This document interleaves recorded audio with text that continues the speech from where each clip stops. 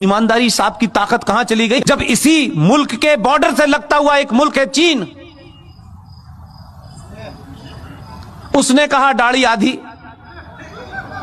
पजामा नीचे,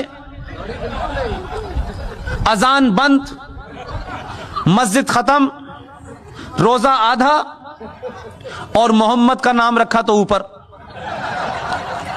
कितने मक्कार मुसलमान हैं, ये जोकर नहीं जाता कभी। ये कहे हिंदुस्तान में खड़े होकर के कि ईरान के अंदर, चाइना के अंदर मुसलमानों के साथ बड़ी नाइंसाफी हो रही है, यहां से कहोगे यहीं से उठवा लेगा वो।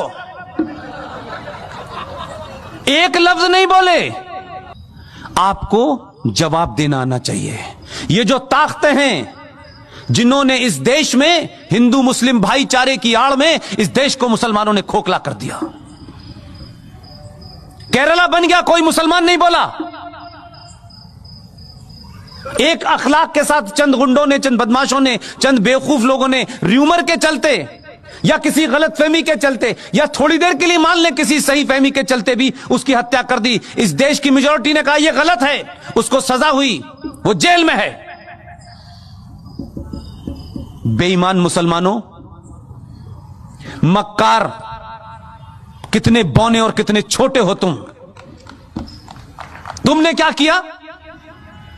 5.5 लाख कश्मीरी हिंदू पंडितों को, जहां मुसलमानों का राज था, आपने उनकी पूजा पद्धति के कारण मस्जिदों और कुरान का सहारा लिया।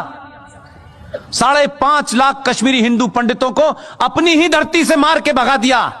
हिंदुस्तान में एक भी मुसलमान, दाढ़ी वाला और बेदाढ़ी वाला, लिबरल, मॉडर्न, बॉलीवुड से लेकर के आसाम तक एक भी मक्कार मुसलमान नहीं निकला जिसने यह कहा हो कि भारत की धरती के ऊपर यह कैसे हो सकता है, कैसे इन कश्मीरी पंडितों को मारा गया, इनका कसूर क्या था ये बताओ। एक नहीं खड़ा हुआ, चुपचाप हो गए, ये होने दिया। लेकिन बार बार बीच में निकल में आते हमारे साथ बड़ी ज्यादती हो रही है, अभी तो शुरू हुई है। इसलिए मैं बार बार कहता हूं, आप अपने फंडों को क्लियर रखें, किसी गफलत के शिकार ना हो।